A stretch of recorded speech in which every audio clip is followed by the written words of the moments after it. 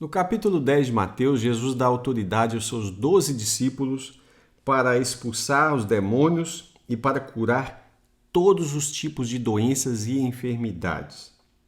Jesus então diz: não tome o caminho que leva aos gentios, nem entre na cidade dos samaritanos, mas de preferência procure as ovelhas perdidas da casa de Israel. É o mesmo princípio que ele vai aplicar quando ele vai explicar para os discípulos: começai pregando em Jerusalém, depois Judeia, depois Samaria e depois até os confins da terra. Ele diz: curem os enfermos, ressuscitem os mortos, purifiquem os leprosos, expulsem demônios. Vocês receberam esses dons de graça, então dê eles de graça. Isso é, imagine que os discípulos tinham o poder de curar e de repente alguém está ali com a doença conhecida como câncer e essa pessoa já está em estágio terminal. Por acaso o discípulo diz: olha, eu sei que você vai ficar curado, mas quanto ficaria um tratamento? Ficaria 100 mil, 200 mil? Então esse discípulo propõe cobrar metade. Jesus sabe que a pessoa numa situação dessa, ela iria dar tudo que tem para ela conservar a própria vida. Por isso Jesus está falando: vocês receberam esses dons de graça. Não cobrem, porque as pessoas estão desesperadas, precisando dessas curas, dessa libertação demoníaca. Então ele diz para os discípulos não levar nada daquilo que eles tinham, nem ouro, nem prata, nem nada.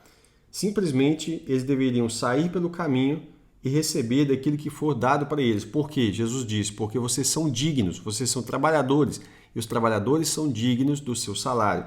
Eles precisavam ser sustentados por onde eles passarem, mas precisavam também de uma coisa especial: confiar que Deus ia suprir as necessidades deles nessas missões.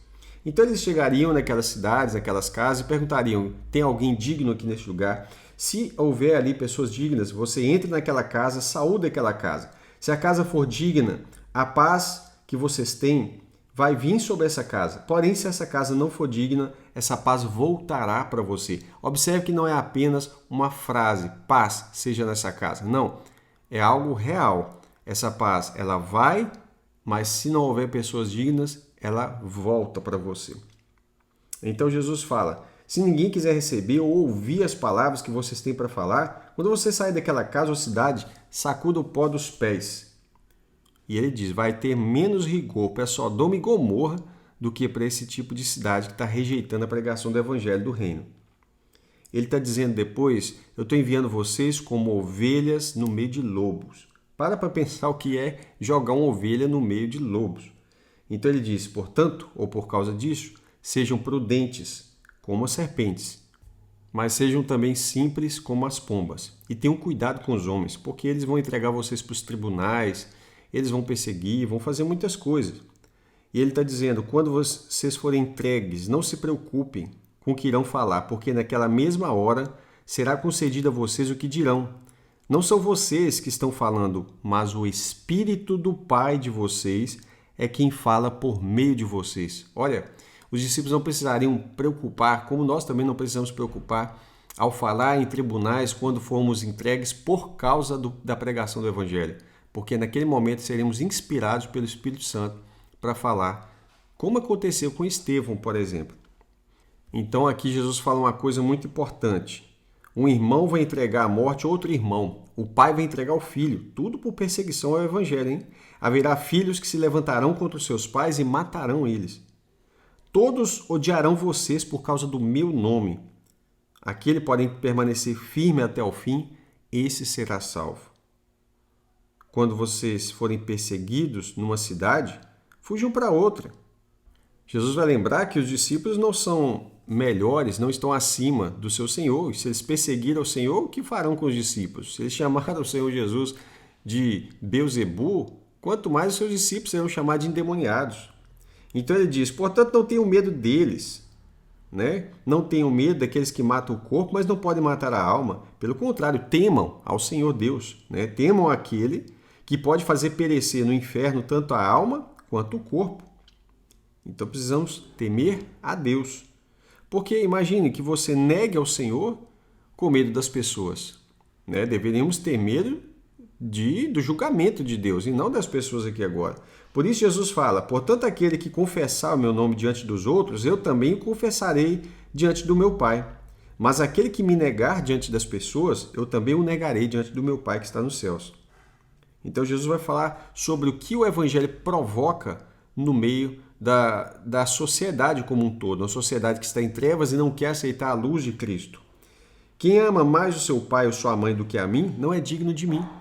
Há pessoas que elas vão perder a amizade dos filhos, dos pais, do cônjuge, não importa de quem que seja, por causa do evangelho. Eles receberam a Cristo e essas pessoas da própria casa não querem aceitar que você agora está numa condição de filho e filha de Deus e que você agora não concorda e se levanta contra as obras do mal.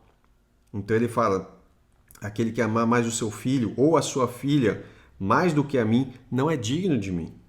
Quem não toma a sua cruz e vem após mim, não é digno de mim. Quem achar a sua vida, perdê-la-á. E quem perder a sua vida por minha causa, vai achar. Olha, então, às vezes as pessoas não param para pensar no que Jesus está falando. O evangelho, literalmente, ele é um divisor de águas na vida das pessoas. Há pessoas que, para não desagradar ao filho ou à esposa e etc., eles acabam desagradando ao Senhor.